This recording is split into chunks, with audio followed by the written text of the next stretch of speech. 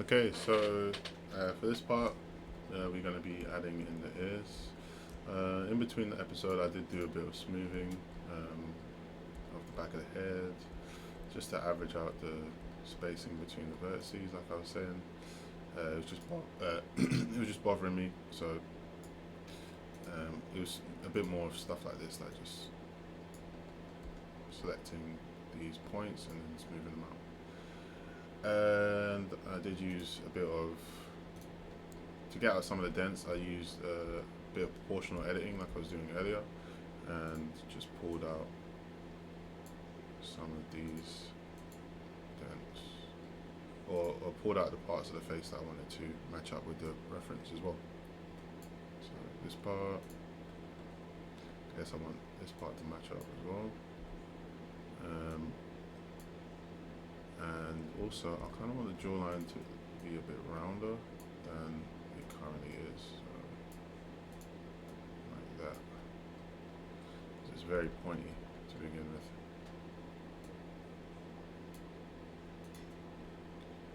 And then you can use just the selection tool and pull some of these up to match the reference. Okay, and that's all I was really doing in between the video. But that's I like the silhouette. It actually kind of lines up with the reference, and I actually really wasn't aiming for that. I was just trying to clean things up. But I guess sometimes you get lucky.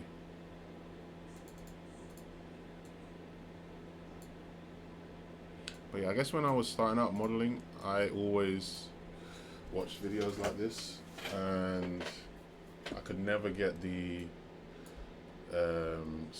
edges to be smooth. That's how I kind of want to show this as well. I'd always have jagged edges and stuff. So again, like when you see the light on the edge like that, you can just use smoothing tools, proportional editing, and just get your line or your edge flow correct, and that could help with that. You can move one. I used to do this a lot. I used to move one point at a time, and what I was really trying to do is actually smooth. So select a set of edges and smooth, and again set some edges, smooth again, and just back and forth, and try and get things lined up properly.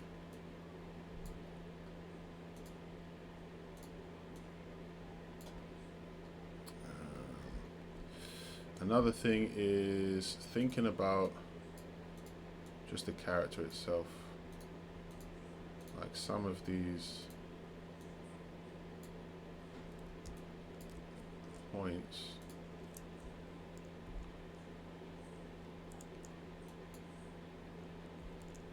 I'm just gonna smooth out so I don't really have like too many. I don't want too many what I was saying. Think about the character, think about how soft or how harsh you want his lines to look, and use that in your edge when you're thinking about your edge flow, and getting the vertices conforming around the character's head.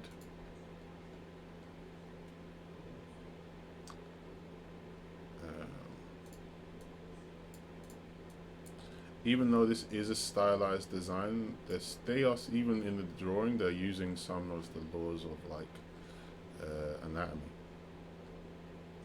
You can see that in the drawing. So even like here, I would probably bring out this edge. Let's use some proportional editing. I think this edge could be what, let me just smooth this. So I really just want an edge that can be the scaffolding for that side of the head, and then everything else around it I can just get to smooth into that edge. So like these three, I'll just smooth into that edge. And then everything here, you know, I'll smooth into this part of the face.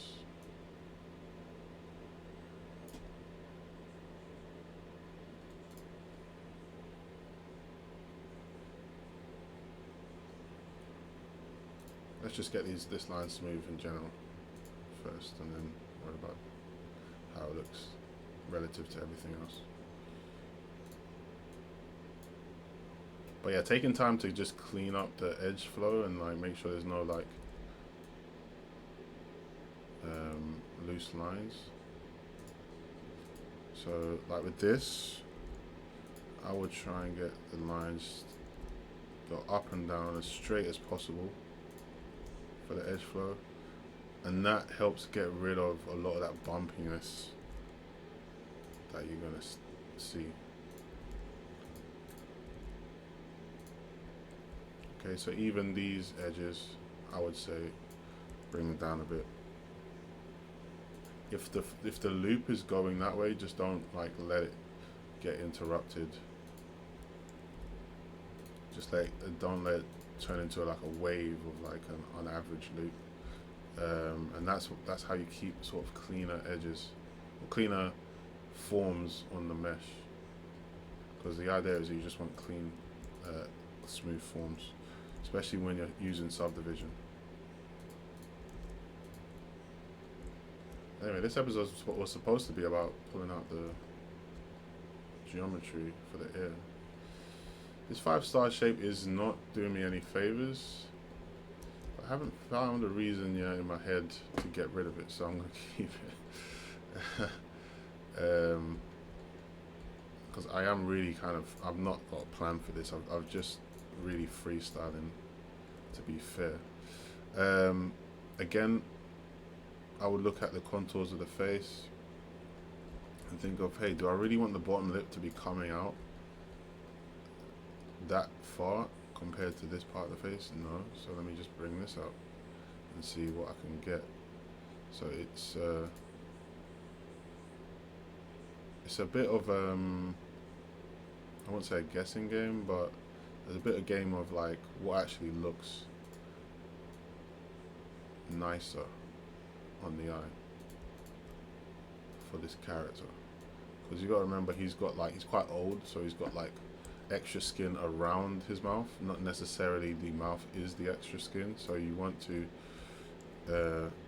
be aware of that when you're doing your topology as well, because you could just use like a high resolution sculpt version and just bake all that data in, but you also want the face, the forms in the face to just sort of help you out, or the topology to help you out with that as well.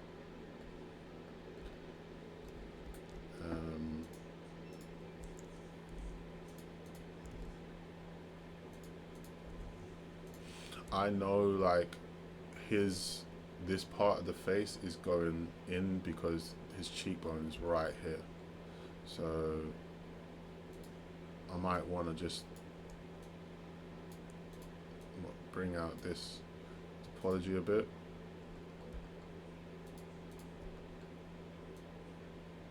And just say, alright, yeah, here is his cheekbone.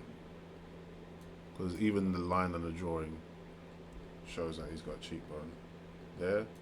And then also you can sort of start to push in some more of those forms there. And then you can use the light that you can see on the object as a bit of a guide as well. Or even like the mesh on the other side as a bit more of a guide. So you've got that cheekbone coming out. I want this part of the head to be flat. So you can start to make that decision here. Oops. Just by flattening that out or smoothing that out slightly. And there you go. You sort of get that flatter look on the side. The rest of it I'm going to just shape with the hair that I'm going to add. But yeah, like I was saying, we need to add the hair. We're actually getting out of way off track. So the air is just going to be like extruded mesh that happens between, I want to say, this plane and these three planes. So you can pull that out from here. Just using the extrusion tool, pulling out the air. And also in the reference image on the side, it actually goes back a bit. So you want the air to go back this way. Kind of goes a long way as well. So it's going all the way back there. I'm going to bring this edge up for the top. I'm going to bring this edge down for the bottom of the ear. And this should give you a really rough base shape of the ear for the head. But it already adds quite a lot of information on there. But this is really, really rough. So what you could do is you could like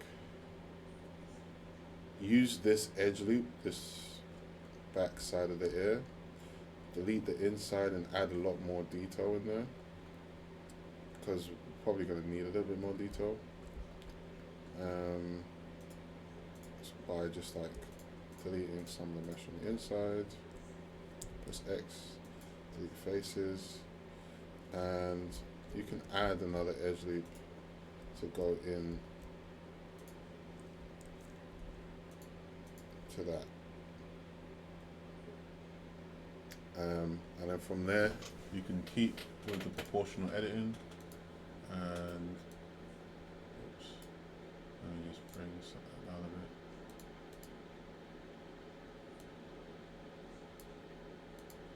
And start picking like the shape. Just bring this up a bit.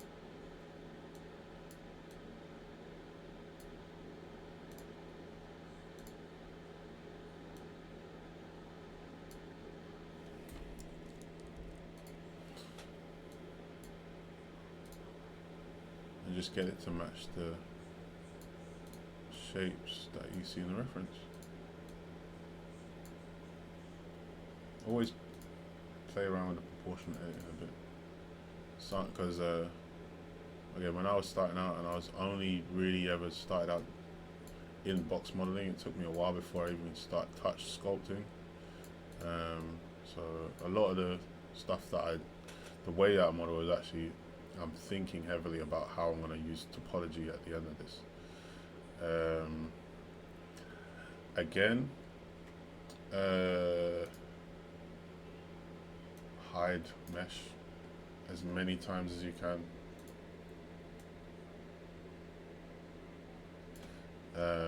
When you're focusing on like one part, select invert, hide the mesh. You can even hide the eye. And that will help so much with stuff like this. So like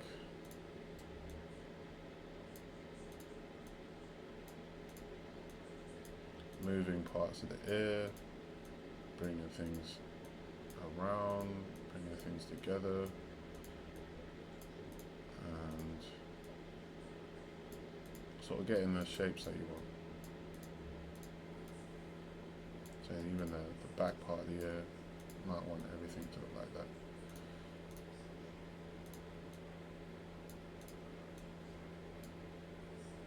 Okay, so now you kind of have a bit better of a bit of a better shape to the ear. Alright, now it looks a little bit more eerie, pun intended, I guess. I don't know if that's even a pun, to be fair. My knowledge of puns is quite low.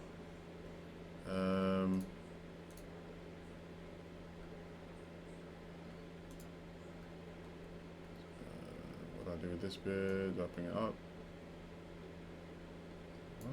Yeah, I think that was a good move.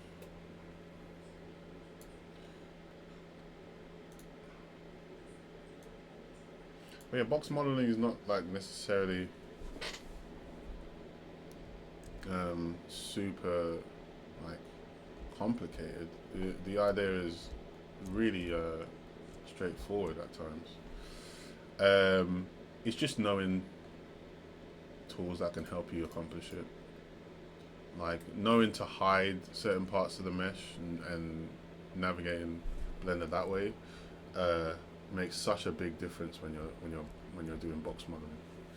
Because with sculpting, you wouldn't really even think about hiding the mesh, right? You just sculpting another detail or something like that. But with box modeling and the heavy use of references, I mean, if you're coming from a hard surface modeling background, it makes so much sense rather than if you're coming from like a sculpting background.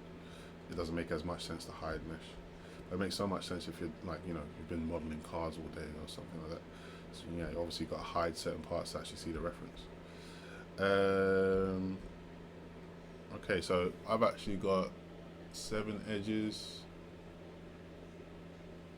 selected. All together, this is 12 edges. So this is actually perfect for this. So you can do a face, grid fill, and then what I would do with the grid fill is open up this tab down here and see which angle works best.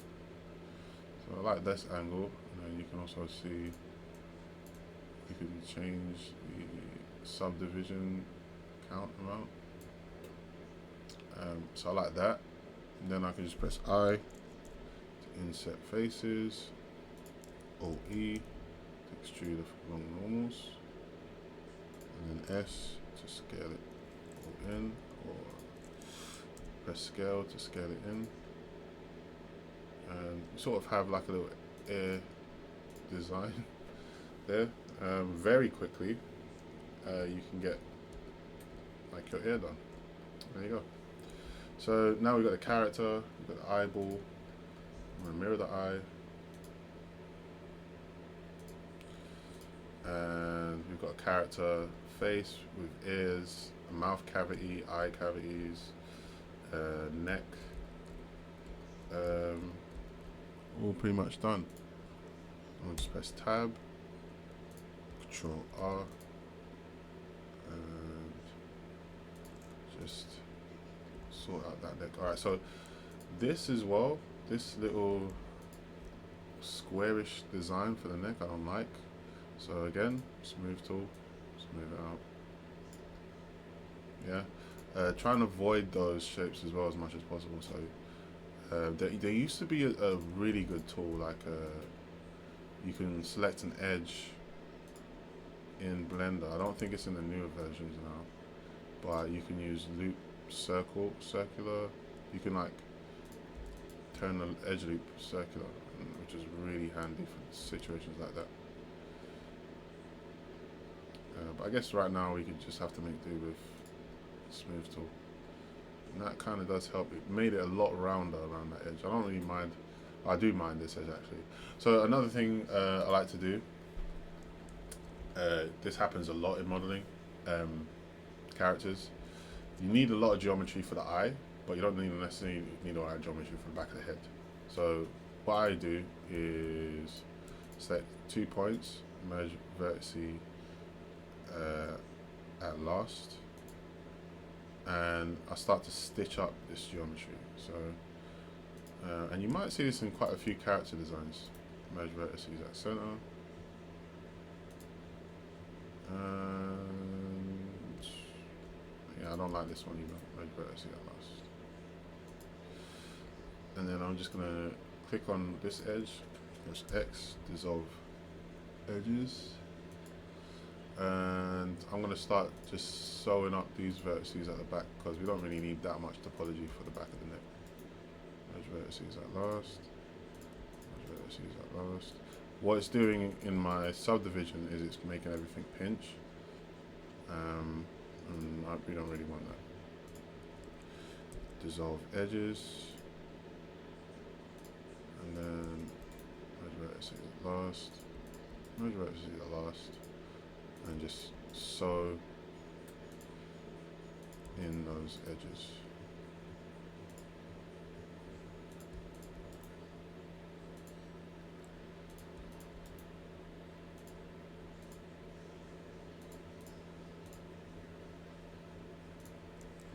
Okay, and then SX0, just scale this on the x-axis, and now we've got somewhat cleaner neck with its own topology, own edge loops. And I'm not saying this is the perfect way to do topology, but this is just the way I found works for me.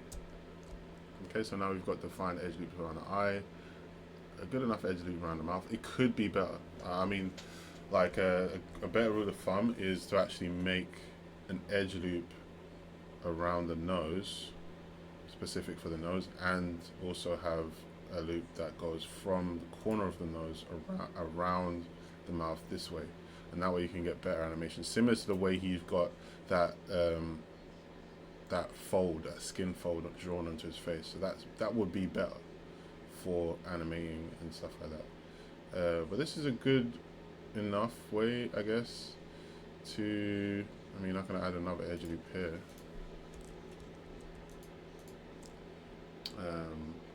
That kind of destroys everything a bit.